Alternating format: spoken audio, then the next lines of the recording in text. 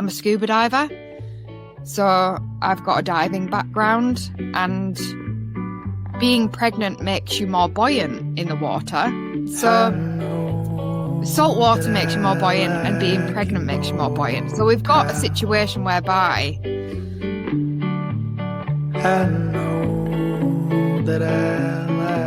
in the sense that the freedom in which she creates, the openness in which she creates, but also the platform in which she gives other creatives and the welcoming that she gives other creatives to be unashamedly themselves, like just to be who they are and create what they want. And hello, everyone. This is W, host of the High Art on the Edge page, host of 2 podcast features. The first one, PCE, which stands for Post-Concert Energy. And the one you're listening to right now is called Surprise Cast. Click, click, click, click. We have a very special guest in the Surprise Cast studio. Her name, Catherine Laura. She is going to tell us all about her life in just over an hour. Let's bring her in. Hello, Catherine. How are you? hi, I'm good, thank you. Thank you for having me. Cheers. Cheers. Could you tell the listeners where you are podcasting from? Yes, I can. I am podcasting from a little village outside of Hull in the north of England. It's called North Cave. And unfortunately today it is torrential rain. That's a shocker. I know. You can't believe it, can you? Does that wear you down? Yeah, it does. I'm going to be completely honest. Yeah, it really does. Especially when you have a run of like some nice days where it's really sunny and then you get a stinker and there's nothing you can do. It's grey. It's miserable. You're going to get wet. It's just one of those things of living in England. I interviewed a gentleman by the name of James Hackett from the band The Orchids. And I asked him this question, and he's from Scotland. I said, James, what the hell is in your music? Like, why do people from Scotland create some of the most amazing music? Cocteau Twins, The Orchids, Aztec Camera. And he said, William, that's easy because it rains all the fucking time. So he has learned how to take inclement weather and use it as some inspiration. Yeah. Do you use it as any inspiration at all? I think, you know what, weather can really impact mood. And I think that makes a big difference, especially as a creative and somebody like me who is heavily impacted on my surroundings. It's one of the reasons why I didn't ever choose to move down to London as a creative, because I need to have the nature around me. Originally, I'm actually from the Lake District, so that's really mountainous. And I've got the ocean just 5 minutes away from me. So the weather there was a whole different. It had its own thing going on. There was no predictability to that. But it very much mirrored the mood of the people. And yeah, I think that the weather and the nature around me has massively impacted who I am as a creative and the drama. I mean, because if nothing else, it's dramatic. Yes. And we will get into the drama a little bit later as it links up to your work. Yeah. I want to start with a few fun questions. Yeah? Yeah. Okay. So I want you to imagine that you have the capability of inviting 2 to 3 artists, alive or dead, to your house for a really nice evening. Yeah. Who would you invite? I think I would definitely invite some pre-Raphaelite era artists. I would go maybe like Mile or Rossetti or somebody like that. I think that would be a fun person to have. Maybe throw in a Renaissance artist as well, Bocelli. I think that I would like to know what they both have to say about things. And then maybe somebody more recent that's still alive and well, my favourite photographer, Paolo Roversi, and have a good chat about photography and see where his inspiration comes from. I'd love to tap into the minds that created like the great artworks that you see that have definitely soaked into my soul and made me the artist that I am now. I'd love to just pick their brain and find out what was going on during their time period that made them create what they created. I think we'd have some good chats. I think so. And would you be nervous at all? I Do you think, get nervous around people who you greatly admire? yeah, yeah. I am not somebody who enjoys talking about myself very much. I get very shy and I find it difficult to talk about my work, not the creative aspect of it, but I find it difficult to talk about myself and my work. So speaking to somebody that I admire or that I deem as greater than me, I feel like I would go into my shell a little bit and the nerves would make an appearance. But I think that, you know what I've learned like through life and meeting people and meeting other creatives is ultimately we're all just people. And more often than not, creatives are sort of all striving for the same thing, which is to find themselves through what they do and to pass that on to other people. That would make a really nice fortune cookie. Let's continue these icebreaker prompts, questions, if you will. Yep. Here we go. I want you to tell me, Catherine, a toy that you used to play with during your childhood. Okay. So this is a strange one. I had a green frog and it had really long arms, really long legs. I know it was like for the most part, it was pretty scary and pretty pretty ugly. But for whatever reason, I loved this frog. It was a character from one of the cartoons that I grew up watching, and I just had this attachment to this frog. And I don't know whether it was because he was the underdog he was the character that was the underdog. And so for me, like taking him under my wing and looking after him and making sure he was okay, he was just a special little frog. Did this frog have a name? Yeah, he was actually called John Bob, a French frog. I just thought maybe you were talking about Kermit. Kermit. Well, you know what? It's not far off. It's not far off. Everyone, I just held up a Kermit the Frog. I'm a big Muppets fan. Is that where you thought I was going with the green frog thing? Yeah, that's exactly it. Interview's over now. We're done.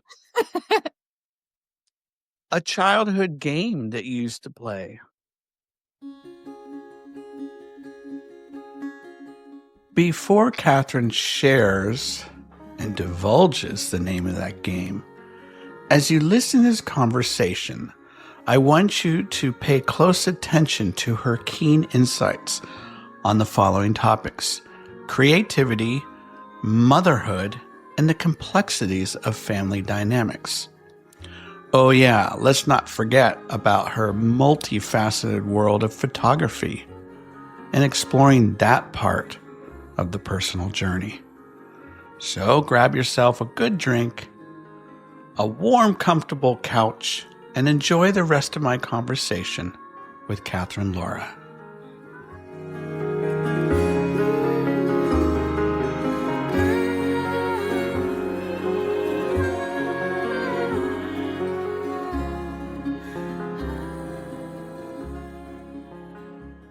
So I don't know whether you'd class this as a game, but there used to be a TV program when I was younger called Art Attack. And within this program, he would get the papier-mâché out, he would make things out of toilet rolls, he would make giant artworks in car parks with sort of bits of fabric or, just anything like nature and bits of trees and things. So this was obviously my favourite TV program. So my sort of favourite childhood game would be to make like art installations around the house. Um, so grab some cutlery, like knives and forks, get some plates out, make some art on the floor, and make a giant image basically in the middle of the floor. That was, that was my favourite thing to do. This sounds fantastic. Was this supported by mom and or dad? You know what? It really was. There was never a question in my house where it was, what are you doing? Stop making a mess. Why are you doing that? It was always just, there she goes again. Let's not get macabre here, but if you ever had a tombstone, There she goes again. that would be wonderful Wouldn't it? because it honors your personality. Yeah. I like it. Okay, a movie that you used to watch from time again. Okay, so this one, yeah. I used to watch Pride and Prejudice, the BBC adaptation of Pride and Prejudice. So I used to watch that all day, every day at my grandma and granddad's house. And not only did I just watch it, I used to get a table out, pull a chair up, VHS, so it was rewinding the tape to where the Bennets were sat down eating. And I used to make my grandma make me food so that I could sit down and eat with the Bennets. That is fabulous. Your grandmother must have loved that. She did. And you know what? Everybody was just like, there she goes again, like just doing a thing. But I genuinely like, I have that type of personality where I live and breathe it. So it's not just me something that I'm watching on TV. I became part of the story, and I sort of in a way wove myself into that life and lived and breathed it quite literally with the Bennets, eating breakfast, lunch, and dinner. Your grandmother's still alive? Yes, she is. Do you stay in contact with her? Yes, so my grandma is in a nursing home at the moment. Well, a care home. She is a firecracker and she will not give up. So she's 93 and unfortunately, she had a stroke a few years back, which sort of left her unable to do a lot for herself, which was a big deal for her. She was incredibly independent. But it's always sort of been the three of us, my mum, me, and my grandma, and we're sort of three little witches, and we still spend the same time together. We still find moments to laugh at, and we're all still there for each other, just like we always have been. Your grandmother sounds just wonderful, and I want to know where that apple falls in terms of your behavior, your characteristics. What have you acquired from her? I would say that, well, I'm sure my family members would say that it's the fiery side where I'm not just going to sit down and be told if I don't agree with something. And she's exactly the same now. As soon as I walk in the room, if she doesn't like my hair, she'll tell me. If she doesn't want me to chew gum, she'll tell me. And even if she hasn't got great speech that day, I still know by the look in her eyes what she's telling me. So yeah, the fire and the unrelenting nature to not give up, even when you feel like you want to and you're on your knees. She never gives up. And family first. Oh, nice. And we're going to get into family talk a little bit. A book that you used to read. Wind in the Willows. Yes. Yeah. Why? Just the magic. I'm all about the magic, and like my childhood was all about the magic. There were some parts of my childhood that were sort of scattered with chaos and unpredictability, but there was that essence of keeping us as innocent for as long as possible and keeping the magic of childhood there. So yeah, the wind in the willows and the animals and just the dreamlike way that it's written. And yeah, it was just, I was hooked. Wow. It's not often that I ask that question, but when I do, that is not a book that comes up No, ever. no. So thank you for stringing me back to my childhood days. Yeah. Did you read Wolf on the Willows? Yeah, when I was 7th grade. Yeah. So we had to read it and we did some book analysis. And yeah, it has that absolute magical quality. And for all the listeners out there, read it. And I know reading seems to have gone to the wayside a little bit, Yeah. unfortunately. But if you could see, here's the thing, because I used to be an elementary school teacher. Yeah. So one of my things was when I read, I encouraged myself to read with tremendous energy.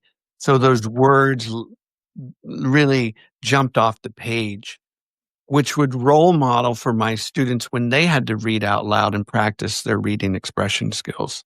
Yeah. And that book, along with so many other great children's books, lends itself to that kind of theater. You know what I'm saying? Yeah. I mean, just Toad, like with his, oh, poop, poop. Like he's just one of the most expressive characters. And even though you're so distraught with the kind of character that he is, you can't help but love him. And I don't know, maybe we're back to like a frog being the underdog situation all over again with a Toad this time. But I don't know, I just root for them. Okay. We could just have an hour-long conversation on this book, We could. but we're going to move the record needle over one more groove out of the icebreaker questions and into family life. You ready? I am. Now, you had mentioned that there was some chaos to your early childhood days. Would you mind sharing what the chaos was? Yeah, absolutely. So I grew up, like I said, in the Lake District with my mum, my dad, and an older brother, and I had three half sisters on my dad's side. My mum was a primary school teacher. My dad sort of worked in and out of like sales jobs. Yeah, I know. They're good. They're good. They're the best of the best. But my dad sort of, although he had a very difficult childhood as well. I feel like I might be going off on a tangent, but it sort of, you need the background to understand, if that makes sense. Yeah. He he was from almost a different time period. His parents, my granddad, so his dad, was on the ship that went to save the Titanic. So for context of like what the generational gap was, he was almost brought up closer to the Victorian era. So it was the way that he experienced family life, the way that he experienced love wasn't the same as what it was on my mum's side and my maternal grandparents and the grandmother that I'd mentioned before. So he was really good at being a child. So he was really good, exactly what the magic, the role playing, and every single toy teddy on my bed had a different voice and a different name that he would narrate on a night. And he was so good at that side of play. However, when it got to being a parent and sort of trying to create boundaries, but without creating chaos, he didn't really know how to. And he had, like, sort of, for a long time, used alcohol to sort of self-medicate in a lot of ways. So the unpredictability of us not knowing who we were going to get when he came in, was it going to be the one who wanted to do the role playing and have fun and games, or was it the dad that had had a really bad day at work, went to the pub and then came back and just shouted? And so there was a lot of opposites. There was my mum, who was very soft and gentle, and then my dad, who was a whirlwind, and you just didn't know what you were going to get and when you were going to get it. So it's definitely made me who I am. I don't look back at it and think negatively of that experience, because I think what I've been able to do is understand why my dad is the way he is, understand what his background has been. So me separating out the person from the behaviour has meant that I've been able to find a way to connect with my dad and have a relationship with my dad with lots of boundaries, but still have that, but forgive the things that maybe as a parent now, I wouldn't do myself. I'm reading a book right now called The Art and Science of Getting Happier Yeah. by Arthur C. Brooks. And he talks about family. And the most instrumental, most significant thing you can do to have a healthy relationship with your family is forgiveness. Yeah. But forgiveness is the hardest thing to do. Yeah. But once you've crossed over that pond, the magic unfolds because you've allowed someone into your heart. Yeah. So, what you have described, I'm sure there are some people thinking, I lived that childhood, including this podcaster, Yeah. where I had the Dr. Jekyll and Mr. Hyde father. You never knew what the hell you were going to get. No. And I want to know from you, Catherine, again, if you wouldn't mind sharing, when was that decisive moment for you where you were able to say, I forgive him? There are boundaries, but I forgive him. I think I don't personally think that forgiveness is like in a moment, like in an instant, you forgive somebody. I think that it's a process, and I think that it's a process you have to go through that doesn't actually have much to do with them at all. Mm. About you going on a journey with yourself. And just when I became a parent, a lot of things changed for me, because when you're a child and you're young, you feel like your parents they should know everything. They should get everything right. They should be the perfect person. And then when you become a parent, you just think, oh my God, I'm just the same person. I've not gained any new magical powers. I'm, not blessed with all of the knowledge all of a sudden because I've had a child. You're just the same person, and you're just winging it and trying to do the best you can. And you don't always get it right, even when you want to, because we're all just trying to do our best. And I think when I realized that, and I realized that, you know what? He's just a person in his life and trying to go about it the best he can with the tools that he's got in his box. And it's not necessarily his fault that he didn't get given all the tools. That was his parents and maybe maybe his grandparents and so on. But just because he hasn't had the tools that he's needed and therefore directed that towards me, it's not my bag to carry. That's not for me to fix him. I can just be there and have that relationship with him in the way that I can, and support him if he wants to do the work, support him if he decides he wants to stop drinking. But I can't do it for him. And so me realizing that I can't do that, I can't do the work for him, and having a relationship with him means that I need to take a step back and look at the bigger picture. It all helped, but it wasn't an overnight thing. It was a gradual process. And now looking back at my childhood and the things that actually have made me who I am are because of those moments of chaos. They've given me the strength that I've needed in certain situations to stand up for myself. They've made me realize that the boundaries that I have are valid and okay, and that I can protect myself. So it sort of taught me a lot. And if somebody said it, I could take that away, I wouldn't choose that because I wouldn't be me.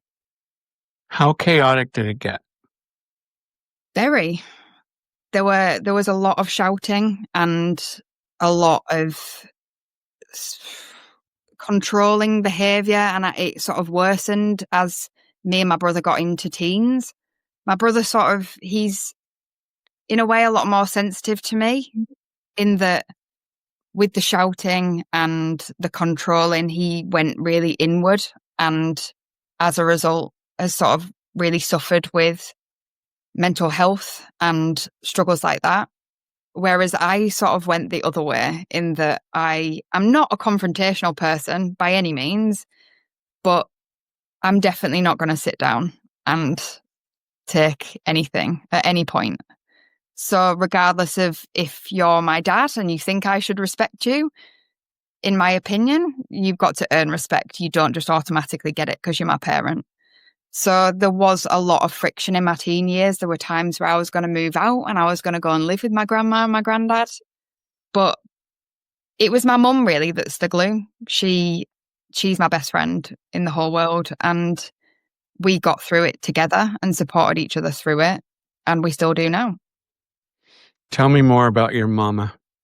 She's like a real, it's funny because there's things that have happened to her in her life. And, there's been a lot of sort of heartache on her side. But one thing that she never let it put a light out. She's always there and always will help anybody at any point and she's almost got the innocence of a child, and in a weird sort of way I've always felt like I've needed to protect her more than she's needed to protect me.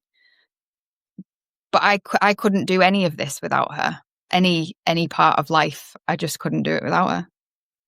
As you were experiencing this chaos, you mentioned that your mom was kind of a life vest, if you will. Yeah. Did you have other means of outlets to help you cope with this chaos? For example, friends, teachers, music, photography. Yeah. I had obviously my maternal grandparents. My granddad was a really prominent figure in my growing up, and my grandma as well.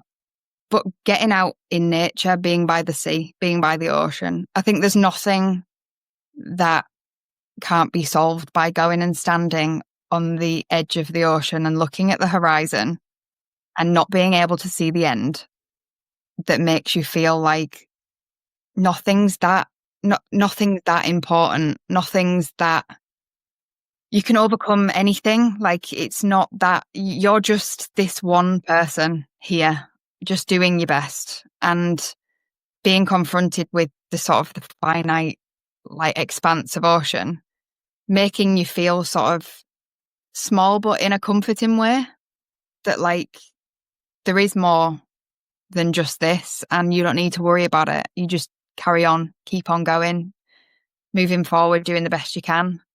So being by the sea, I think, and even now, that's definitely a safe haven for me, and just being in the water in general. There's a cleansing. I mean, it's a well-known fact that water cleanses, and it definitely is that when you put your head under the water and all you can hear is the sound of the ocean and the pressure in your ears and that whooshing noise. You can't think about anything else. It's just you and the sea, and it's the most peaceful place to be. Boundaries, parameters. Yeah. You'd mentioned that there are boundaries and parameters. And I imagine as a mother, you have set up boundaries and parameters. Yeah? Yeah. With that chaotic experience, do you feel it has sharpened your tools as a mother? Yeah, 100%. I think that going through, it was funny because my childhood it was of two halves. I sort of had the experience of the home life that was chaotic with my mum and dad's relationship. I had my maternal grandparents that sort of showed me what a real relationship and marriage and family should look like in the way that they were towards each other. So I was able to sort of take bits from each side of, it wasn't all bad at home. So taking those bits of, the magic. I wanted to put the magic into my children's life, and I wanted for them to experience the same elements of role play and stories and folklore and music that I had when I was growing up. But the boundaries are definitely in place in that I will fight for my children to feel the way they need to feel. And if they need to express themselves and have the mad moments, I don't want them to feel like they're walking around on eggshells at any point to save anybody's feelings. Like, they're the children, they're the ones that need to be able to have the space, the safe space to grow and feel and be and discover. And for me, like, safety, I would say, like, they're what my boundaries lay on. It is love, safety. Do they feel safe? And if they feel safe and they feel loved, then I feel like I'm doing okay. And when you say safety, obviously we're talking about physical safety, but emotional safety. Emotional safety more than anything. Yeah. Especially I've got 2 little boys, so it's really important for me that they're able to know that even as a boy, they can express every part of themselves and they don't have to hold anything in because they've been told that they're a boy and that they need to be brave and they need to be strong. Who are you being brave and strong for? I'm your mummy. You know, inside these walls is where you can fall apart, and you can do that now at 5 and you can do that at 35. There will always be your safe walls. And see, that is so critical because you are laying down the foundation, the very foundation that they are going to need in order to guide themselves and navigate through difficult experiences. But if they can keep falling back on, you know what? I'm going to find that safe harbor. Yeah. To emote. They may not always run into people that allow that. Yeah. But subconsciously, that's what they're going to be seeking. Yeah. And unfortunately, society does a pretty good job at making sure sometimes that doesn't happen. Yeah. In relationships, right? We get involved with people that they stifle us, they squash our emotions. Mm-hmm. I think So very much that, parents have a huge responsibility, and I felt the weight of that immediately. But, broken people mixed with more broken people don't sort of help anything. Like, you have to fix you and then have children and then carry on fixing you, but you can't pass it on. And I think that I was sort of firsthand saw what happens when you do pass it on. Generational trauma where my dad had experienced and probably his parents had experienced. So I wanted the book to stop with me. Like, it wasn't going to go any further down the line. And that's my responsibility to make sure that it didn't. This is wonderful, by the way. Thank you so much for being courageous, which kind of taps into Brene Brown's work. She talks a great deal about being courageous and expressing vulnerability. Yeah. We're going to get into one of her books. It's called Atlas of the Heart. My girlfriend gave this to me last year, and it's just riddled with wonderful little talking points. And I'm going to read something to you, and I'd love to get your opinion. You ready? Yep. So Brene defines vulnerability as this. Vulnerability is the emotion that we experience during times of uncertainty, risk, and emotional exposure. It first emerged in my dissertation research and has been validated by everyday study I've done since. And through our research and training, we asked tens of thousands of people to give us examples of vulnerability. Here we go. Yeah. The first date after my divorce, talking about race with my team, trying to get pregnant after my second miscarriage, talking about feelings, starting my own business, and watching my child leave for college. So I'm going to ask you, since we're now getting into deeper terrain with vulnerability here, based on what you have shared with the listeners and me, what are some other things that you feel or you felt vulnerable? I think being, and this never really came from my childhood. I mean, I'm not sure where this has come from, but I was always very much encouraged to take the route of art and expression through creativity. But I've always felt that it was very vulnerable to follow that path and become an artist and become a photographer, because every single time you step behind the camera or you pick up a paintbrush, that is what it's asking you to do. It's asking you to be vulnerable and share something, a piece of yourself, with everybody else, and putting it up there for people to critique and tell you whether they like it or not. And that's hard. And I think definitely in the beginning, when I was sort of finding my feet with who I wanted to be as a creator and what it all meant to sort of try and navigate making a living with also being a creative, I found it really hard to navigate how putting pieces of myself out into the world would impact me and make me feel. And we are definitely going to tiptoe into your work in a little bit. I want to stick on vulnerability in terms of a mother. In terms of a mother, Yes. Where do you feel vulnerable? you know what?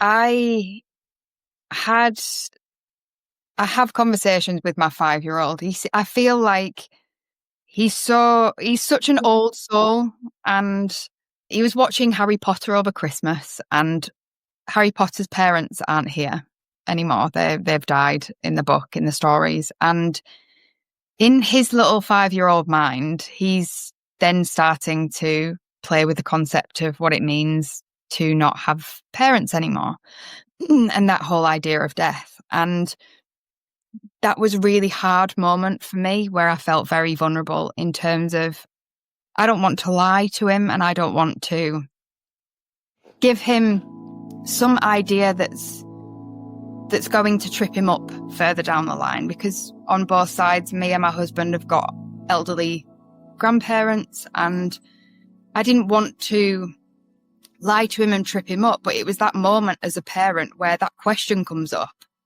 and you go, what do I say? How do I navigate this one? Because this is the first time he's asked me such a big question that I don't even know the answer to. So where do I even start? So in moments like that, where I feel like I don't know, and I don't want you to feel scared, and I don't want you to feel that me not knowing is a bad thing. It was just a difficult one to navigate when you have a crying 5-year-old who doesn't understand a concept that you can't really get your head around either. But we sort of settled on a concept that we're made from the stars and we go back to the stars.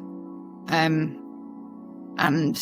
the topic will come up, and there will be things that bring that to the fore when the moments happen, inevitably through his life, where we're going to have to deal with those situations. But navigating that as a mum, when they feel it so deeply, but they don't know how to feel it and they don't know how to understand it, even if you can tell them, is really hard. Brene Brown says, vulnerability is not weakness. It is our greatest measure of courage. You agree with that? I agree that vulnerability is a really necessary part of the way that we walk through this world and how we connect with people. I think that in a world where we are now, where vulnerability is almost stamped out of us, or we're not allowed to express it. We're not allowed to fully express how we feel vulnerable. And especially for sort of a 5-year-old as well. Even then, I feel like the school situation, maybe he's not able to express vulnerability. So I think it starts from a really young age that we feel uncomfortable with being vulnerable. There's that feeling that it's a bad thing. We shouldn't feel vulnerable. But it's the one thing I think that connects us to each other. Everybody feels it. Even if we say that we don't, does it not connect people to people? And whoever we are, whatever our race, whatever we're from, whatever language we speak, we all connect through that. We do. And going through that portal can be a daunting experience. But when we know there is support and someone willing to listen and just ask or tell us, hey, be vulnerable, Yeah. that makes a world of difference, right? Yeah. You had mentioned this notion of death. Yeah. In becoming a mother, are Mm-hmm. you closer to understanding what this cycle of life means? Well, that's a big question. I This think, isn't just Kermit the Frog talk. no, I know we've gone way beyond Wind in the Willows. We're not on that lake anymore. There she goes again, everyone. I think that having children suddenly makes you realize what it's all about, and the things that you felt were important before suddenly don't feel important anymore because you have these little things that you've made brick by brick, you know, eyelash by eyelash, finger by finger, like I say to my son, that there's something that transcends. And I don't know what that is, but I saw this really interesting concept and I felt like, if you don't mind me sharing it, but it's a really interesting concept of, and I don't know if you've seen it, but there were two twins in a womb and they were having basically a conversation as to whether they thought the mother existed. And one of them was arguing about the fact that, well, of course not. This is all we know. Like, there's no evidence to suggest that there's anything beyond the womb. Whereas the other one's arguing, well, if you listen, if you're quiet, if you give yourself the time, she's everywhere. You can feel it. Like it is everywhere. So it was obviously drawing that parallel with, like, you know, us and not knowing what's beyond us. But I just thought that that was a really interesting concept that, yeah, I think that there is something that transcends what we are, and, the time and space that we're in right now doesn't necessarily mean that this is all that there is. And wouldn't it be, I don't know, a little bit sad if we were it? Do if there wasn't more going on, if this was it? And I just think that the things that we feel and the things that we go through and the love and the connections and all these ways that we interact with each other, they're bigger than just, yeah, they're just, there's some things that are just bigger than we are and that transcend what we can see and feel and use our senses to experience. That you can't see love, you can't see trust, you can't see all these things, but we know that they exist. So yeah, I think that being a mum has made me even more aware of the fact that there is something bigger and that we become the creators in a sense. We're going to add another layer to motherhood Okay. because I find it very fascinating. And I want to know from you, Catherine, being a mom and a woman, Yep. the expectations Mm-hmm. that society can put on both. Do you feel the weight of those expectations? Yeah. I mean, I I constantly feel like, I mean, mum guilt is a norm. People talk about mum guilt all the time. You can't ever not feel it. There isn't a circumstance where you're not stuck between that rock and a hard place of where you feel the mum guilt.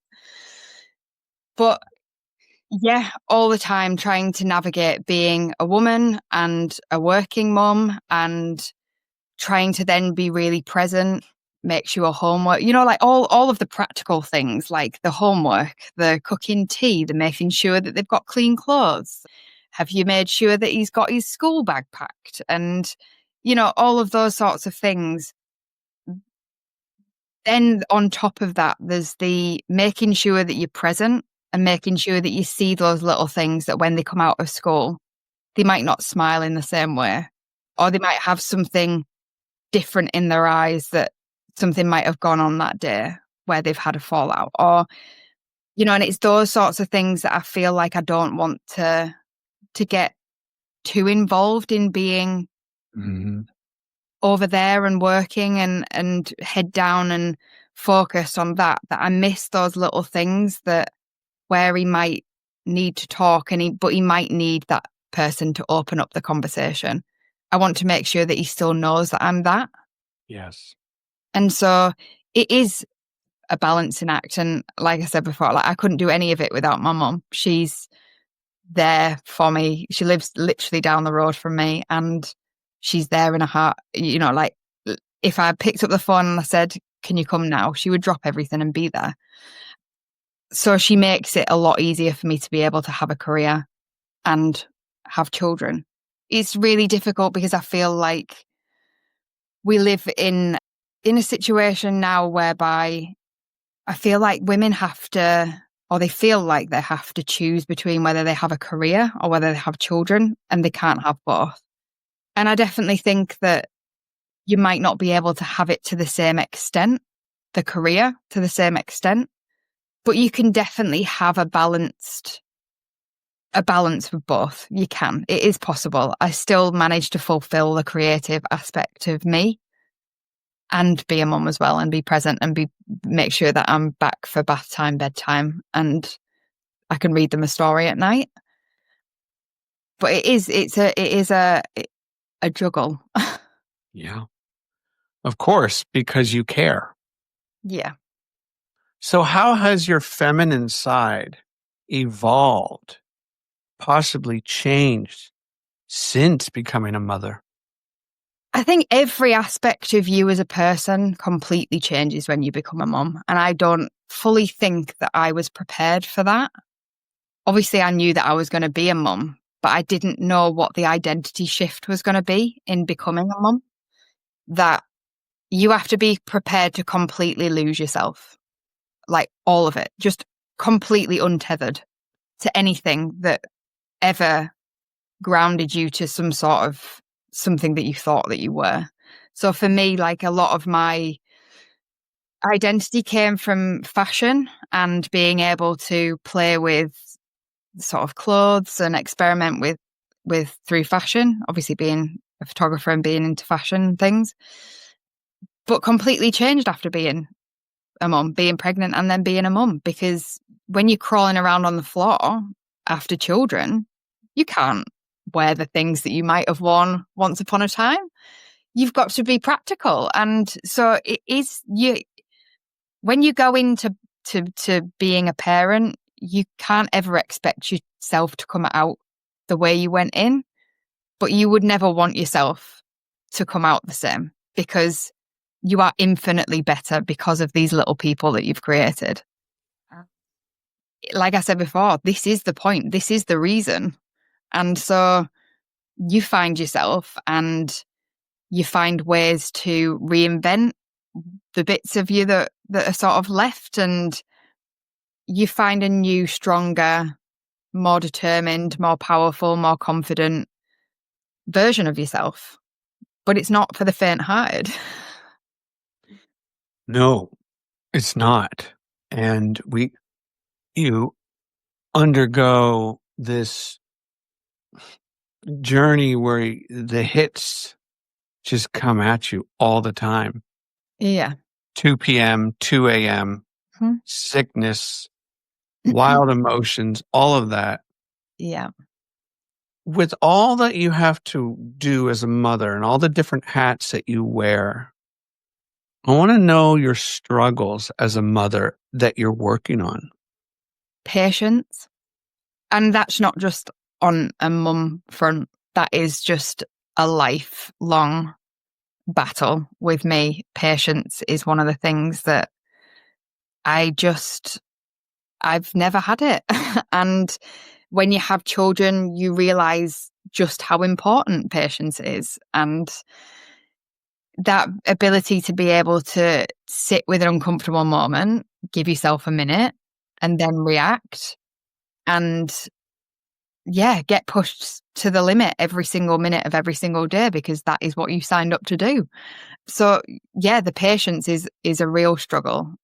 And I feel like in some ways I am getting better at it, but that's through being a parent because you have to just dig deep. And on the days where you've had no sleep and you've got chicken pox and you've got, meltdowns and you've got, nappies and you literally had maybe a couple of hours sleep, you just have to dig deep. And I think that's when you find the other part of yourself that you didn't know was there.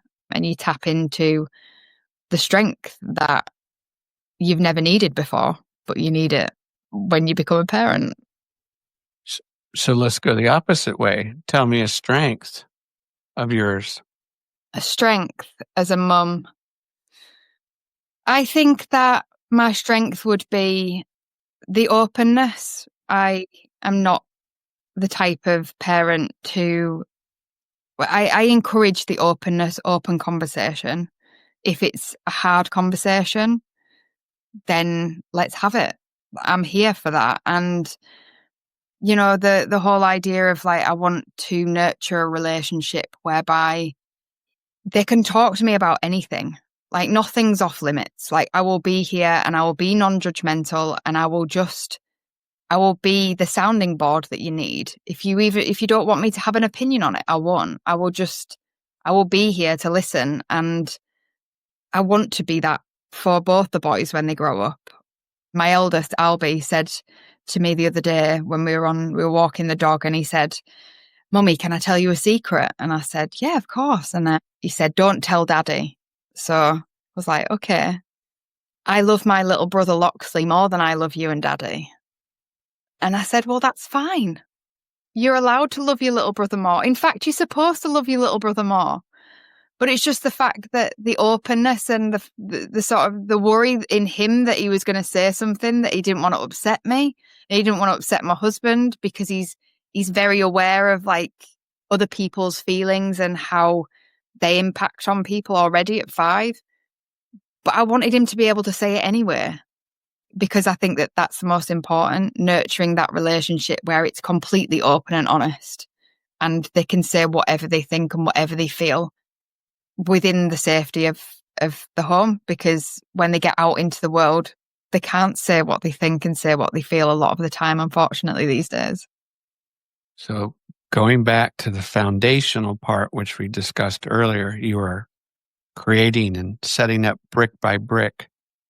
If you allow your children that space and that freedom to be who they are, to be expressive, to be vulnerable, to say shit that could hurt your feelings. Yeah. Do you allow yourself to do the same thing? Or do you put parameters and full stops? Yeah, I would say I probably did. Especially with my children, I'm not as open and vulnerable. I think it was just this last weekend where Albie had seen me cry for the first time and he pointed to my face and he asked me what that was. And I said, it's a tear. And he did not know that that's what that was because he's never seen me cry before. So I definitely need to practice what I preach because I find it very difficult to cry and be openly vulnerable in that sort of way. And I don't know if I don't think I class it as a weakness because I don't in other people. But for me, I think I connect sort of that emotion with anger. And so I find it difficult to express it. Yes, absolutely. Makes total sense. What did you think of the first half of my conversation with Catherine? What resonated in your mind? What did you connect to? Are you a mother going through those similar things? What inspires you? What are you doing that's creative right now in your life? Just some things to think about. Enjoy the rest of my conversation with this very special and talented person, Catherine Laura.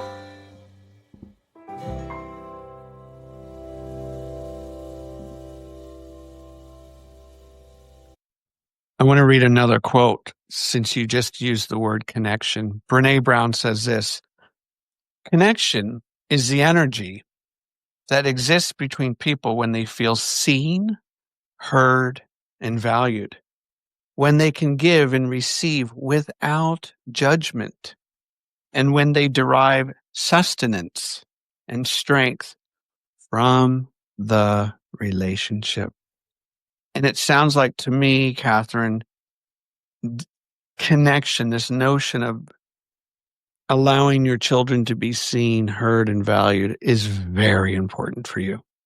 Yeah, it's everything. I think we've got such little time with them when they are this, because for me, I feel like this is the stage where they're not going to necessarily remember every aspect, but this is what's seeping into their bones. This is the moments that are making them who they are. This is the bits that they will bring to their family, because not necessarily in the way that they can say, my mummy, my daddy did this, that, and the other, but more in the way of this is who they are and it's filtered into their being. And so they just manifest that and they just become that. So these are the times where they're just sponges, and you have to build these relationships now, because this is going to inform what the relationship later on down the line with them is going to be, but also what relationships they then go on to have in their lives with, friends, partners, and so on, and their children. So the foundations of what you set now are everything to them. There's only such a small amount of time where you can have such a big influence, and you need to make sure it's the right kind of influence. You're very mature and wise, and you have great insight into your own feelings, the interior of your soul, which I'm sure manifests itself all the time, whether it's loud or quiet inside the household, with your husband, with your children, your family, and your friendships. You mentioned the word filter. Yeah. It is now time to talk about photography. Okay.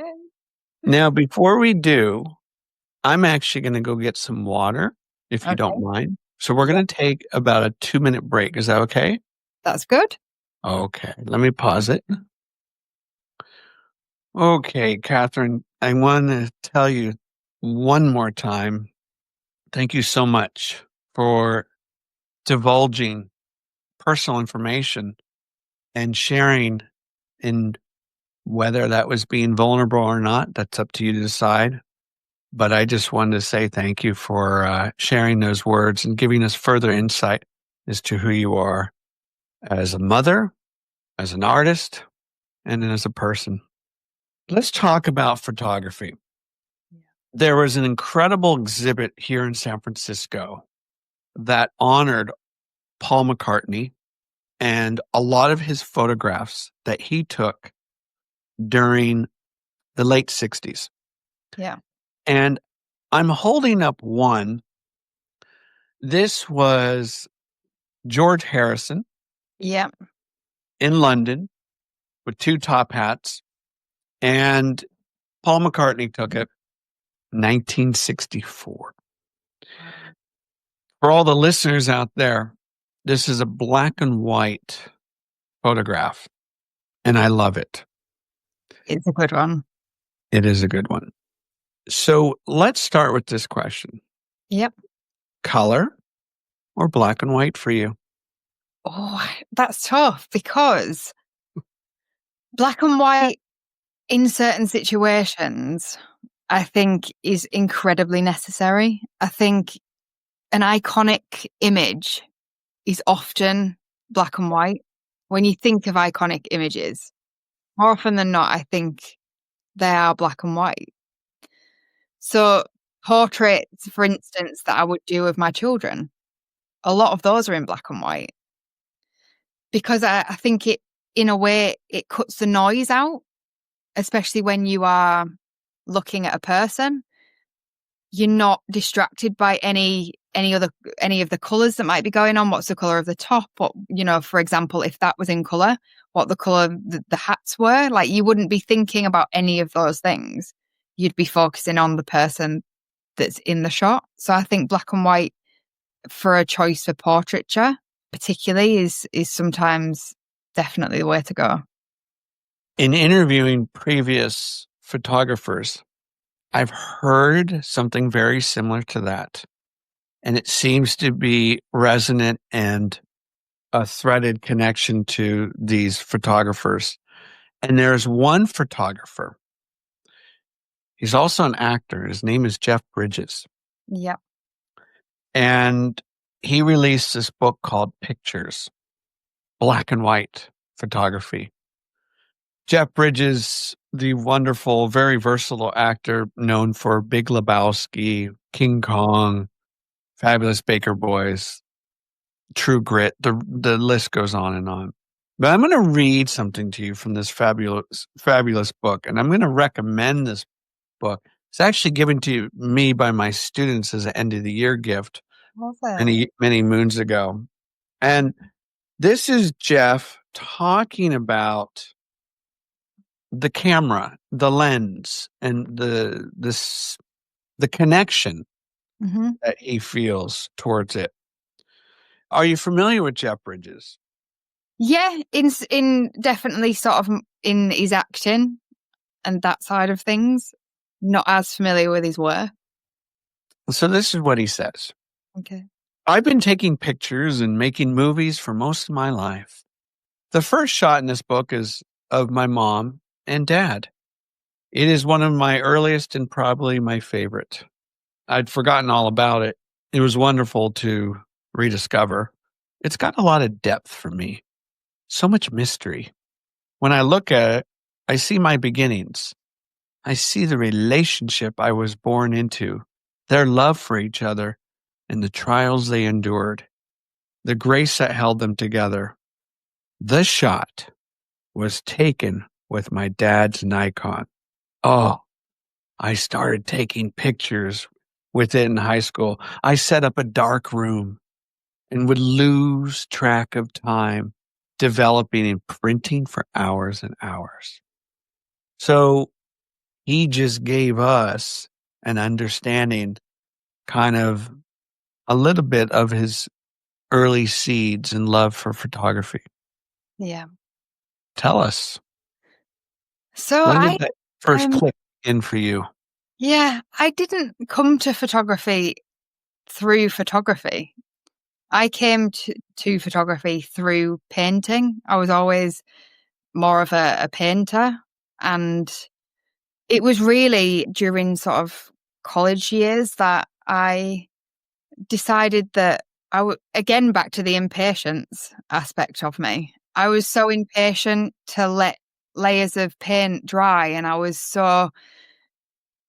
felt the urge strongly to sort of get on to the next bit of it, and I wanted, to keep going. And so for me, photography was born from wanting to have immediate results, wanting to have an immediate impact. Whereas painting, it was more of a slow burner, that it was, you come back to it after a few hours or a day, whereas photography had that instantaneous feel for me where I could take a shot, change something, take a shot, change something, and it was immediate. So I first started with photography and painting. So I would paint over the top of the photographs. And then the painting subsided and it left me with the photography. However, I've still never fully embraced the whole idea of being a photographer. I still feel like I traded my paintbrush for a camera, but I still use it in the same way. It's still just an artist tool rather than an actual piece of equipment. So when were you first recognized for your photography work? And how did that feel? I think it was more during university where I had to make a decision as to whether I wanted a career in just art in general and go with painting and fine art side of things, whether I wanted to be in fashion and do something like design and textiles or something, or whether I wanted to do the photography. And every project that I seemed to do always seemed to find its way back to photography. So it was really like in that moment of having to make that decision as to what do I want the rest of my life to look like? Where is my passion really falling here? And what is it that I feel like I want to pursue for a career? And that was where the moment was, that it was the photography. And from then going to university and studying photography at that level, you then you get I'm a photographer and I'm in amongst other photographers and we're all learning together about photography. And that was the moment that I think I was born into the sort of the photography side of things and seen more as a photographer and less of an artist in terms of like a fine art painter. This question is going to require you to go back in your memory bank here. One of the greatest pieces of advice I received from a parent whilst I was an educator, I returned some homework back to my students. And little did I know that every time I returned homework back, particularly to this student, he would give it to his mother. And one day she emailed me and said, "Mr. Frederick, can I meet with you after school?" And I said, "Sure." So we had a 15-minute conference, and she brought with her to that meeting a bunch of homework that the child had given to her. And I said, "Is everything okay?" And she said, "Yeah, everything's fine. My son seems to be doing well in your class, but you keep writing the same thing." And I looked at his homework and I was like, writing, "Well done. Good job." And I said, "I'm sorry, I don't understand what you mean." She said, you're telling my son good job, but he doesn't know what that means. You're not defining the job." Yeah. It was one of the greatest illuminating conversations I ever had with a parent. So what I want to know from you, in the early days of becoming a photographer, if you will, tell us some great feedback. Feedback is everywhere. Like, it's not a career that you step into and are not without being fully prepared to get feedback and criticism from every side and everywhere. So you have to develop quite a thick skin quite early on in terms of getting feedback. Feedback, I think, that was a really good one for me was that, quite simply, that, and there's a lot of ways to sort of say it, and a lot of people have said it in different ways, but essentially that not everybody is going to like what you do and not everybody's going to get it. And some people, especially for like the underwater aspect of it, they're going to go, "Really? What? Why? Like, what's that? Is that like just swimming costumes or like beachwear?" And so like a lot of people didn't get it, and that's fine. That's not personal. That's not anything. That shouldn't make me feel less than because they don't get what I'm trying to to say, or they don't like it. They don't have to like it. But I think early on that was a really good bit of feedback to get, because it's a really important step to take throughout the whole of your career, because that one piece of feedback that never goes away. Yeah. That is the one thing that will stay. And from right early on, there's people that aren't going to get it, aren't going to like it. And there's people now that don't get it and don't like it. So, that one piece of feedback has lasted me the whole career so far, and it will still last me. And for the people that don't appreciate the work, at least you got their attention. Yeah. I mean, if, it's like that famous saying, no, what is it? Feedback's bad no criticism, or I can't remember the quote, but if you're getting people's attention and people are talking about it, or even if people are asking questions and they want to know why, then you're opening that conversation up. There's that ability to have that discussion as to why, and you then might actually get people on side. They might turn around and be like, well, I never got that, and actually now you've explained it to me, now you've put it to me that way, I get it and I'm on board with it. So yeah, there's always that room for people to question things. I welcome now that people question things, because if people didn't question things and people didn't give me the feedback, how would I grow and how would I get better? And going back to previous part of our conversation, by them expressing some frustration with your work or lack of understanding, at least they're being vulnerable by expressing that. Yeah, 100%. People, I think that is the whole thing with art in general and creativity and creative output, is that it's welcoming not only you to be vulnerable in putting it out there, but it's also welcoming other people to be vulnerable when they experience your artwork and then, interact with you off the back of your artwork. So, I think that all ways round, we're all vulnerable in this. There's a great photo of Jeff Bridges with his brother, Beau Bridges. And this is on the set of the movie Fabulous Baker Boys. And if you haven't seen it, it's a must see. And this is what he says. He says, in fact, The Fabulous Baker Boys is one of my favorite films. One of the main reasons is because I got to work with my brother, Beau. We hadn't acted together since we were kids. Beau was a great teacher. My dad taught me the basics, but Beau would work on scenes and improvisations with me. So tell us some great teachers, mentors for you.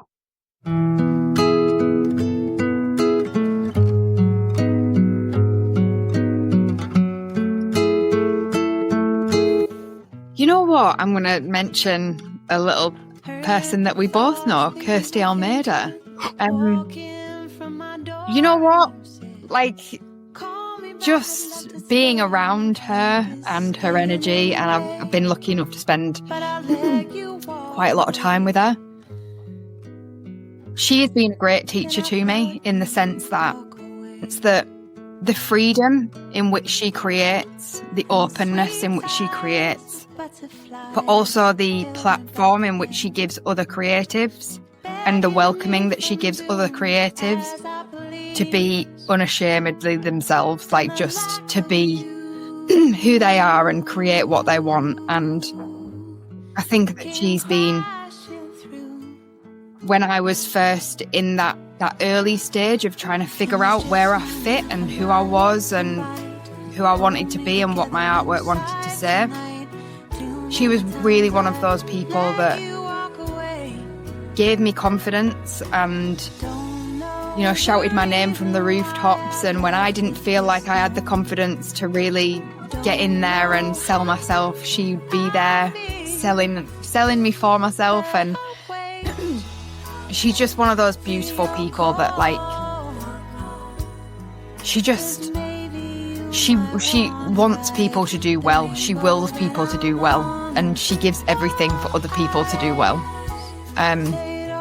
So she's been a really big part of my development in that sort of uncomfortable phase that you go through, where you're sort of out of uni but not yet established and you don't really know where you fit or who you want to be. But then I would say I can't sort of talk about photography really without talking about my granddad, because he was a photographer. Weirdly enough, it was never me that they thought was going to be the photographer, because they didn't think I had that sort of technical mind to be able to. The way I expressed creativity was a lot more free, and the sort of the idea of a dark room and negatives, and the photography back then was very restrictive in comparison to what my art looked like. And I mean, at that point, it was exploding all over the living room with all sorts of stuff with art installations and things. But he was a photographer, so I always think that in some way or another that's filtered through to me. And, the fact that I was so close to him, I feel like that's the greatest gift that he left me with. Oh. Yeah, the photography was I always feel like it was a gift from him. Boy, you left me there thinking, okay, which route do I want to go? But in the interest of time, Yeah. I want to go back to Kirstie Almeida. Yeah. Wonderful, wonderful, fabulous breath of air. I know. If you're not familiar with her work, everyone, check it out. She's done some amazing albums. And in conversation with her, you feel transformed a little bit. You feel smarter. You feel a little bit more in tune with yourself and connected to the human element. And I liked what you said about her, because it's all true. And I would also add that what Kirstie also provides is this understanding of all the things we've been talking about: vulnerability, courage, going to these portals of love and pain and suffering.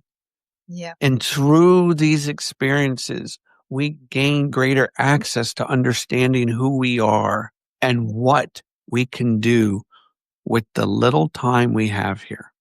Yeah, absolutely. I think that she's one of those people that makes you a better person just through knowing her. Yeah.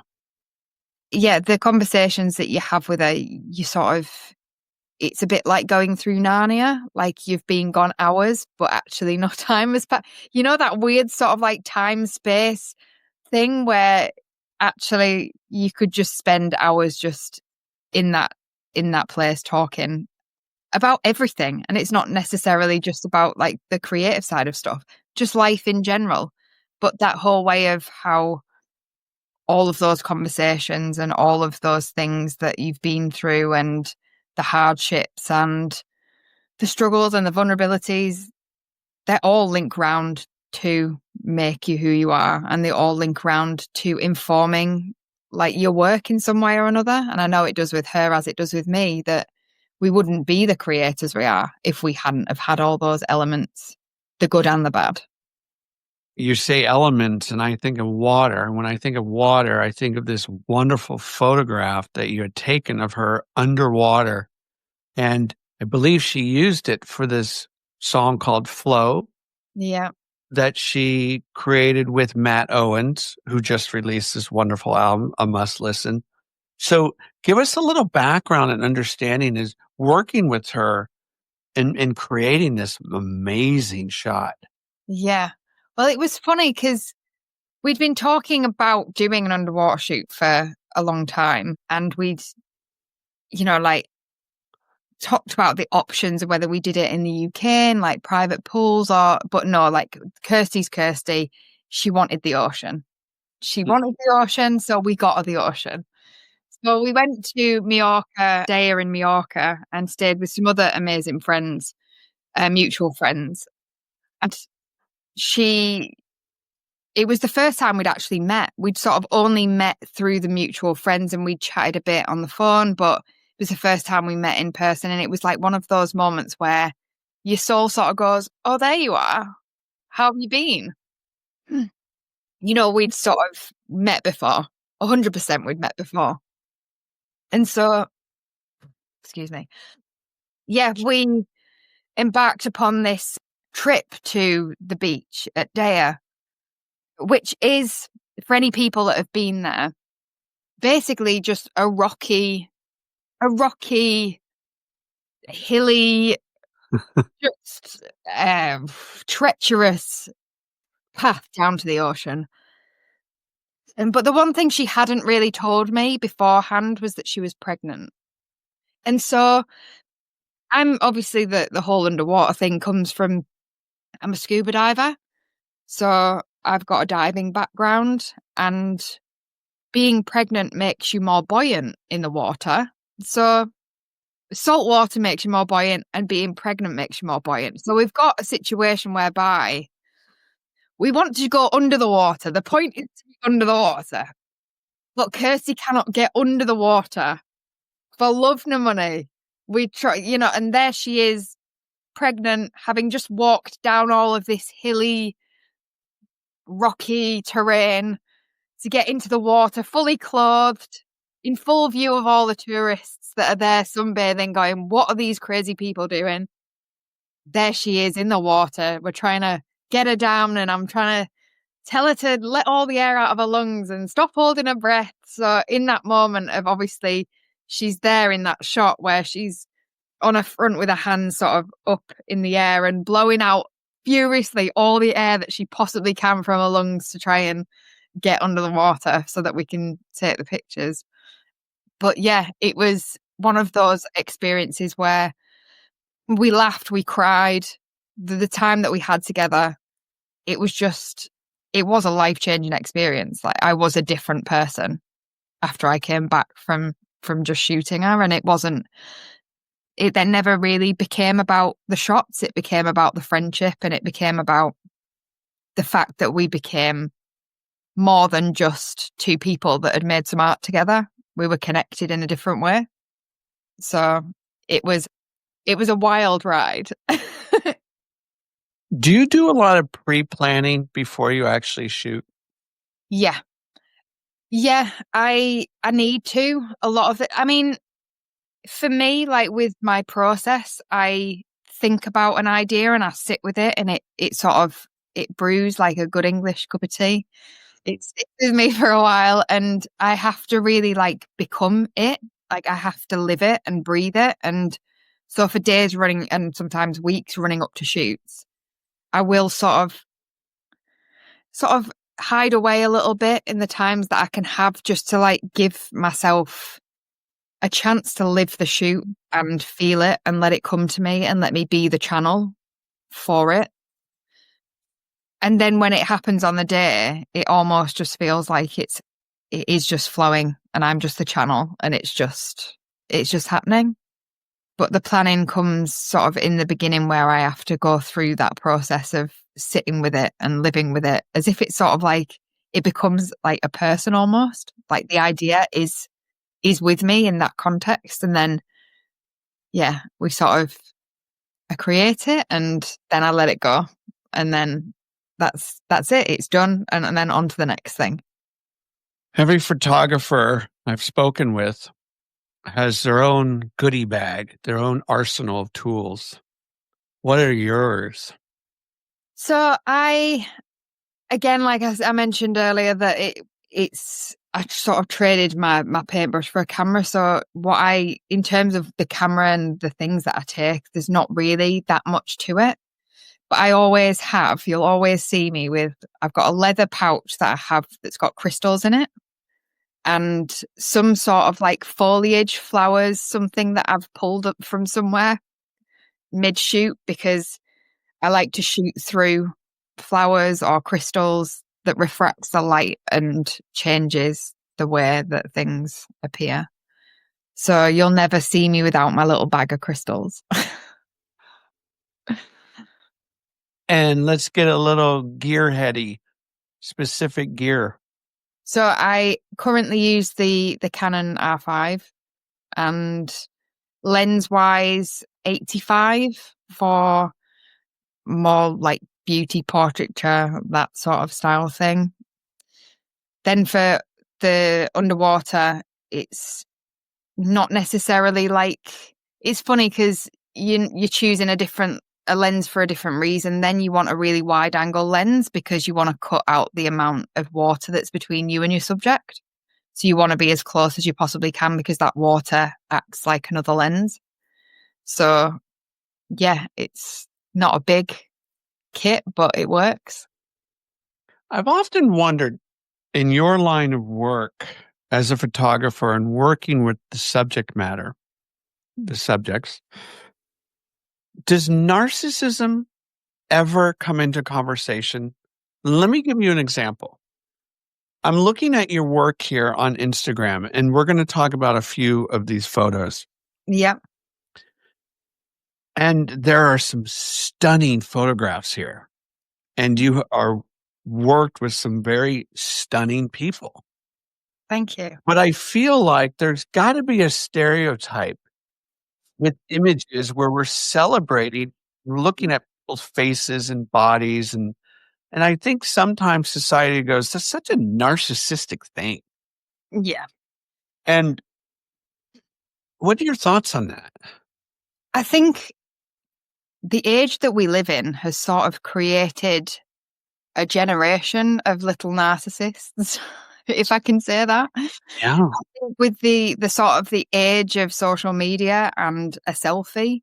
I mean, I know when like I was younger, teenage, I'd have been mortified if anybody had have caught me taking a picture of myself. Like, no, no. That would just be a whole world of embarrassment that I wouldn't even want to enter into. But now it's just such an accepted thing that like people take pictures of themselves all the time and look at themselves all the time. And it is like a big part of one part of the industry that I am in. And it is hard because I think, especially now with the dawn on top of that, of the influencer era as well, that makes it twice as hard because you've got people that are just basically out there for clicks and likes and that's it's surface level. There's nothing deeper than that. That's all it is. Everybody has access to a camera now, so it is a constant feeling that maybe what you're doing is being devalued by the movement of content creation and social media and influencers. But then I also think it's an opportunity for us to go back to, for me anyway, like I draw upon a lot of fine artwork and make something beautiful, like what has always made something beautiful and the nature aspect of it. So it makes me feel like drawing back upon those principles from pre-Raphaelite Renaissance artists that I do draw upon for my own work regularly. That going back to that helps me find that grounding of in the sort of the what can feel quite chaotic sometimes in this world of content that we live in. Can we talk about a few photos here? Of course. Okay. So in this photo, it is the sixth one down. And by the way, all listeners, you can check out Catherine's photography work on her Instagram page, and you will be dazzled. And there's one here I want to talk about where a woman is in a squatting position, and it looks like she has a handbag. She's got sunglasses, and she looks like she's out either on a hill, a bluff, ocean, or almost like desert-like. Mm-hmm. But to me, what really captured my attention and what I see in all of your work, this simplicity in some of it that allows the viewer to take in not just the face, but the entire mise en scène, if you will. It looks like all the elements to this photograph is important. Sunglasses, all of it, shoes. So can you talk more about this one?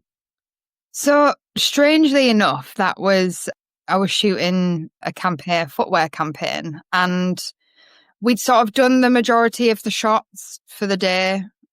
And there was a moment whereby we were in Lanzarote in the Canary Islands, Oh, and there was a moment where we were sort of driving back, we'd wrapped for the day, and the sun was coming down, and it was sort of just sat just before it goes like below the mountains, and it was all sort of sand dunes and desert. And just the colours, it was this sort of desolate, barren landscape. But then we had this very put together, made up, looks like she could be on her way to work in London, in Paris, in Milan, wherever you want to be, New York. And it was the juxtaposition of it, the sort of the feeling that she was out of context, but at the same time exactly where she was meant to be, that sort of made that moment come together. And like I said, where I do plan everything, sometimes you can't plan for everything. And this was a moment where the nature decided. It was the sun, and it was it was just the landscape that decided that that was the time, that was the moment. And we had maybe 5 minutes of good light to get a shot, and we all jumped out of the car and everybody got in position, and that was it. And it was that split second, that moment, and then it was gone. What is that piece called? Is there a title? The piece for this, there isn't really a title. It's just, it had a story. Like, I like the shots that have the story, that have got something behind them. Let's do 2 more. Yeah. Okay, this is going back to black and white. Yeah. So what I'm looking at is a black and white image of a woman gazing at the camera, and it looks like she's pretty much unclothed, which I'm going to ask a question about in a little bit here. Okay. So tell us about this image. So this one, I mean, you wouldn't probably believe it if I say it was literally taken in one of my friends she's an amazing hairstylist, and she's got a little hair salon in a village close by, and it was taken in her car park in the rain in England again, shock. Yeah, it was taken in a car park in the rain, and she was out having the model, she was out having a cigarette, and it was just that moment of like, I think she was there trying to light the cigarette, and I just said like for her to turn around, and she just turned around, and that was the shot. It was just that moment of, yeah, again, it was just a split second, that thing where like, this is one of the things that I find very magical about what I do. I have the ability to stop time. And I think time is one of those things that I'm quite scared of time. I'm scared of losing it. I'm scared of it slipping away. I'm scared of it going and me not feeling like fulfilled by, and this is just like in a broader sense that all of the time. And this is just in a small sense of what have I done in the last hour that's made a difference. But in the whole sense of time, and I think this is sometimes when I think about how and why I fall into photography, that it's become a bit of a coping mechanism for me to stop moments in time and make that moment in time last infinitely. So for me, I feel like when I capture moments like this, it is a split second that will never happen again. And the same for a lot of everything, in particular, like my underwater ones, like the one with Kirsty, where she's in that position in the water, that split second. That is a moment that will never happen again, but it's there forever. And I was the one who was there to be able to capture that moment. So I sort of feel very lucky in that I get to be a time stopper in some sort of way. That is so beautifully put, so well articulated.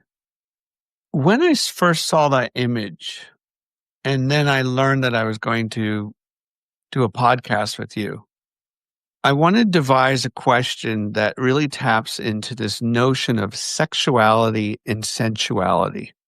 Yeah. If one were to hit upon your Instagram site just on a whim and start scrolling, I can see some people going, wow, this is kind of riddled with sexuality here. Okay. And on my side, objectively, I was able, I'm not making myself a better person when I say this, but I was able to look at these images and go, an objective point of view, well, there's sensuality here, Mhm. but could be a little hybrid here. So with that image and or others, do you struggle at all finding the sexuality or the sensuality or not? I think for me, sexuality and sensuality are very different. And Okay. I feel that in order for something to be sensual and for me to be able to create that, I have to create a certain environment and trust with the person that I'm photographing. Mm. And that's it has always been a really important thing. There has to be an element of trust whenever you point a camera at somebody, because you are taking a piece of them when you take a picture. But for somebody to be vulnerable enough with me to let their guard down and be sensual in that moment, I have to be very protective over that and make sure that I'm not tipping it over into sexual, if that makes sense. But how do you know you're not tipping it over? Because, and there's one here, it's a beautiful shot. She is like this. She's got a beautiful red dress. There is cleavage exposed. Yeah. Okay. And again, I see that a very sensual, not erotic, Yeah. but how do you know? Where's Yeah. that line? It's funny because you could ask probably about 10 different people and they'd probably give you 10 different answers. Yes. So sometimes this lies, I could tell you what my feelings on it are and were from the point of view of being there. But then the viewer also has an active role in this in terms of how they react and are viewing this piece.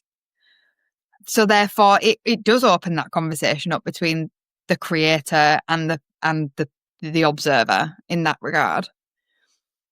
But again, I think for me, the story and the wider context of it helps to push it more into the sensuality side rather than the sexual side. That there's a story there, and that it's not only talking about women and their bodies, and there's more to it than that. That it is okay for women to be feminine and sensual without it tipping over into sexual. That we have curves and we have, our bodies are made this way, and to highlight that and make that beautiful rather than make it sexual.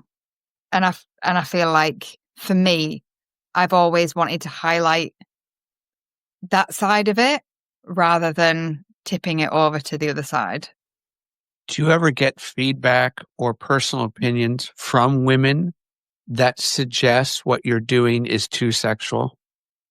Not to me, like not as a point of feedback to me. And I mean, with working obviously with models and people, there has to be that like level that they're okay to be exposed in this sort of way. Are they happy with that? And obviously that's for them to have that control over, because it's their bodies, it's them. They're the ones who get the say. Yeah. But nobody's ever really seen my work in that sort of way. And I feel quite grateful that nobody's ever seen it in a overtly sexual way, that they've always seen it in more of a sensual way. Even when there's been pieces whereby there has been nudity, I always try and keep it on the sensual side rather than the sexual side. And are you trying to really bring out, if they identify themselves as women, are you trying to bring out the feminine qualities? Yeah. I feel like for me, even when you have that sort of ambiguity or the androgyny of some styling sometimes, like Yes. me, the femininity, I always look to pull that out. And like the softness of women and that sort of that fragility, but also that strength and the fact that we can be both.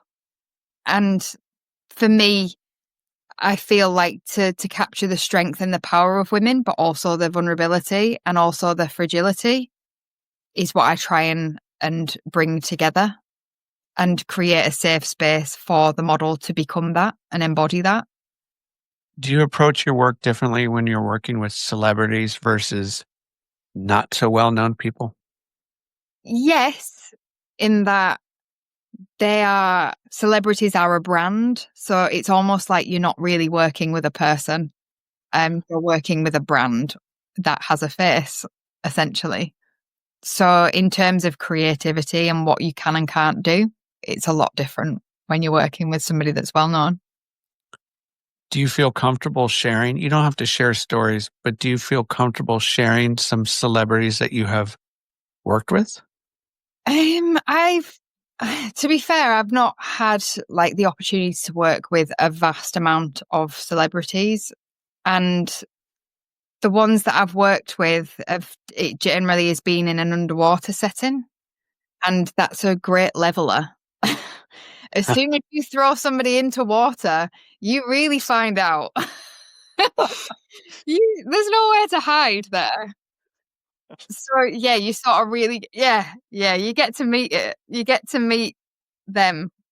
So it is interesting seeing the dynamic, but adding the water as an element always, whoever they are, creates a huge amount of vulnerability always, because there's that need for trust even more, because they have to trust you in the sense that it's in a water environment and the safety aspect of it.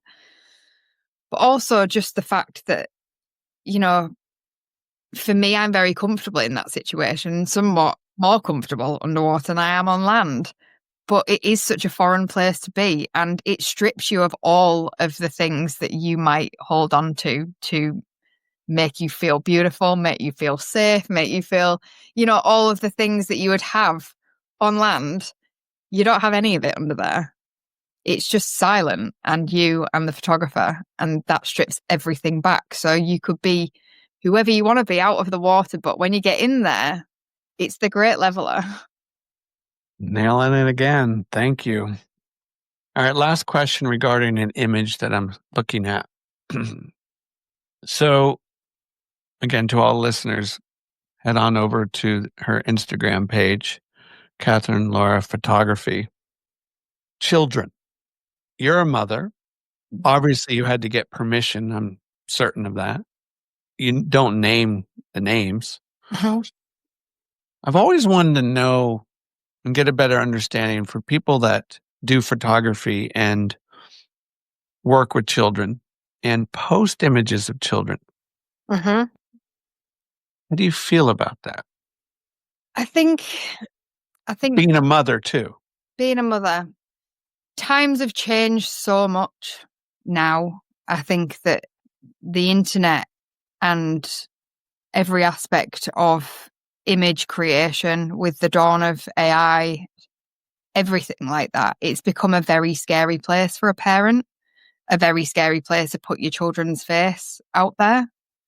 Me as a parent, I obviously I photograph my children constantly, but again, it comes back to safety. I think it comes back to that whole idea of, as a photographer, you are, oh, well, for me anyway, I've always felt like a big responsibility to hold space in that, in, wherever you are, for the subject that you are photographing, because within that bubble, they need to be so comfortable with you, and you need to have an energy that is nurturing and welcoming and open to whoever they want to be and present themselves in front of that camera. And without that connection with them, you don't actually get the best shots. So nurturing that environment that you create as a photographer is really important. With children, I think that it's a whole nother level, because there's so much vulnerability there. And you have to be so careful with how you are representing them. Yeah. And how they are being seen, because the way you see them might not be the way other people are seeing them. And you have to be acutely aware of that fact. I think, I hope that the ability to photograph children and their innocence doesn't slip away from us because of all of the stuff that has now come about, and the AI and the situations like that. I hope that we can still try and keep that pure, and that we still have the ability to be able to have that for our children and for parents. There isn't a greater gift really that I can give somebody than to photograph their children. To be able to give them that, again, that moment in time where their child is exactly that age and exactly that point that they're never going to have that moment again. To be able to capture that and have that and give that for a parent or for a mum, that's a gift that, you can't, it's priceless. And I don't ever take that responsibility for granted. Yeah. Do you ever feel that the image that you choose along with the parent or parents that get posted, do you ever feel like, oh my God, this could actually have an adverse effect for when they get older because they don't see themselves that way in this really beautiful image?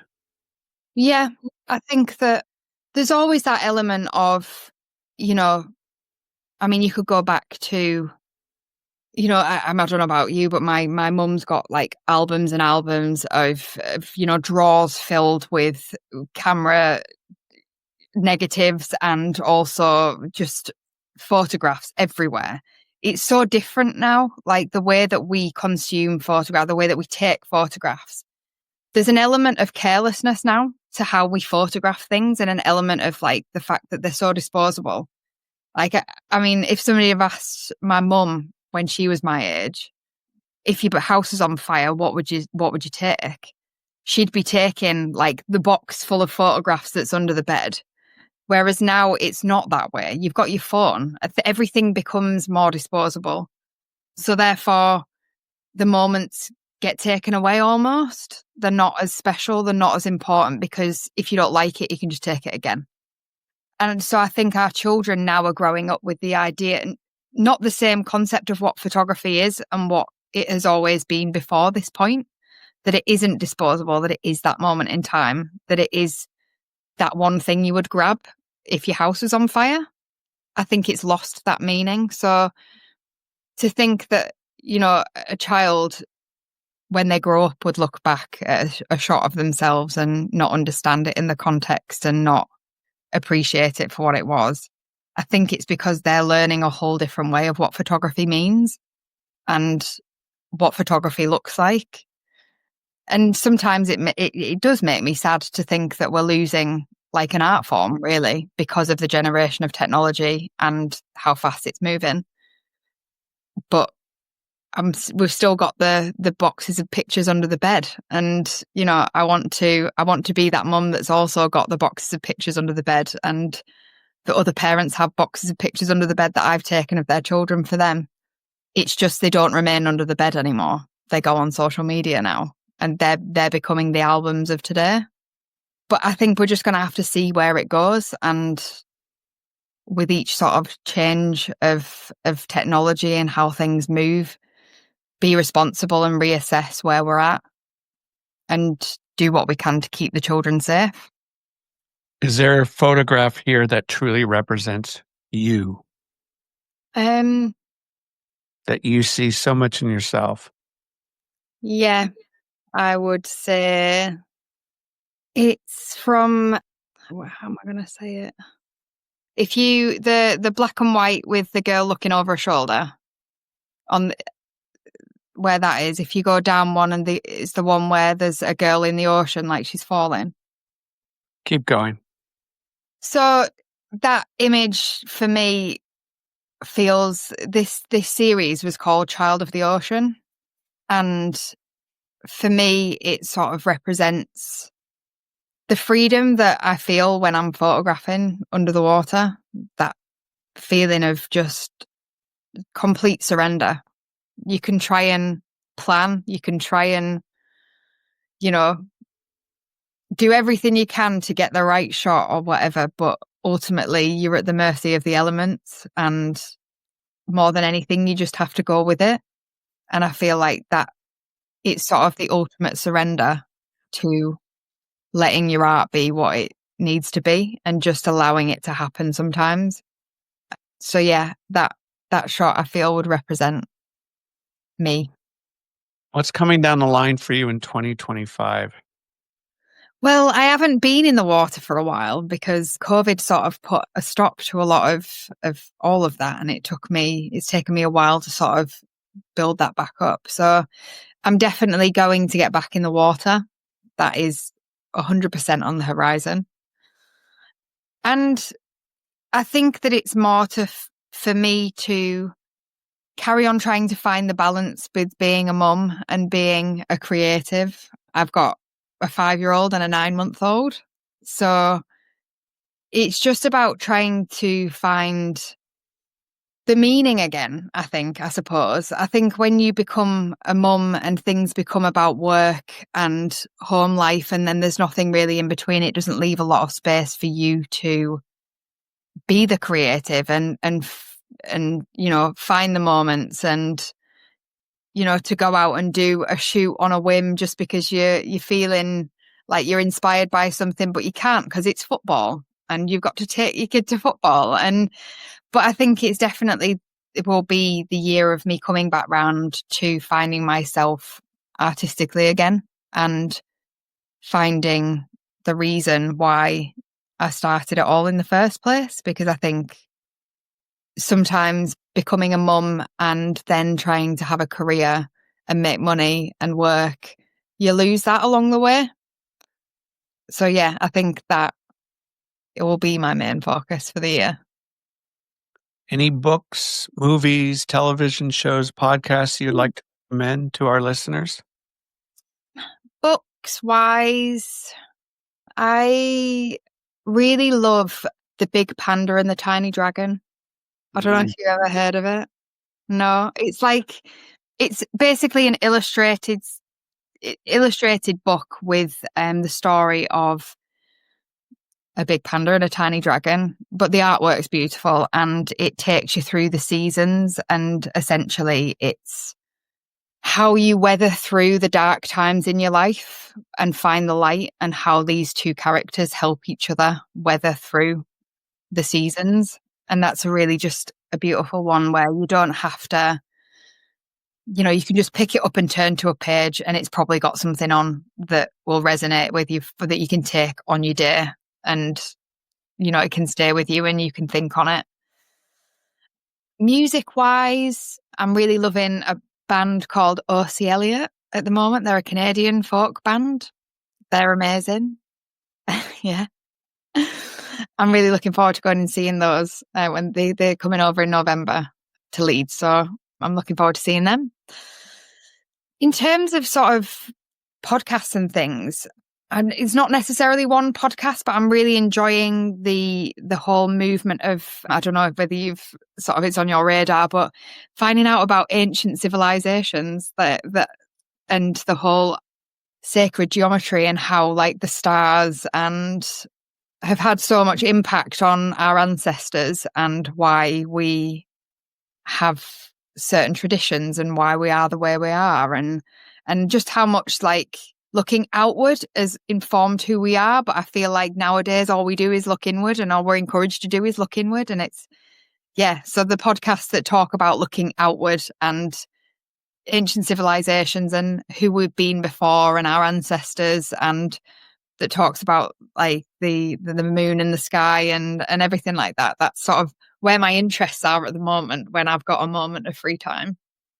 Any TV shows? You know what, as a mum, and I'm sure mums out there can vouch for me on this, I have Bluey. Bluey's my TV show. Oh, yeah. You know what, like I will put Bluey on when the kids aren't even around because I just, it's a bit of feel good, but it also like there's some bits in there where they really hit home and they're really deep. And so just chucking a bit of Bluey on and pretending it's for the kids, I'm all there for that. Bluey. Oh, I love it. You get the final word before I read one more quote, but neither of us are going to respond to it. Anything else you want to share? I would say just that for, I don't know, just for any advice or like any creatives or anything, that I would just say continue to look for the beauty, find the magic, and just let love be the meaning. And I don't think you can go too far wrong. Catherine, Laura, thank you. Thank you so much for having me. You're welcome. I appreciate your willingness to walk alongside me in this long conversation, but never boring, in my opinion. And as I've learned about who you are as an artist, and more importantly, as a person, it reminds me of this song written by the Laws. And I just can't contain this feeling that remains. There she goes. There she goes again. Here's a final quote, again coming from Brene Brown, Atlas of the Heart, and this is what she writes.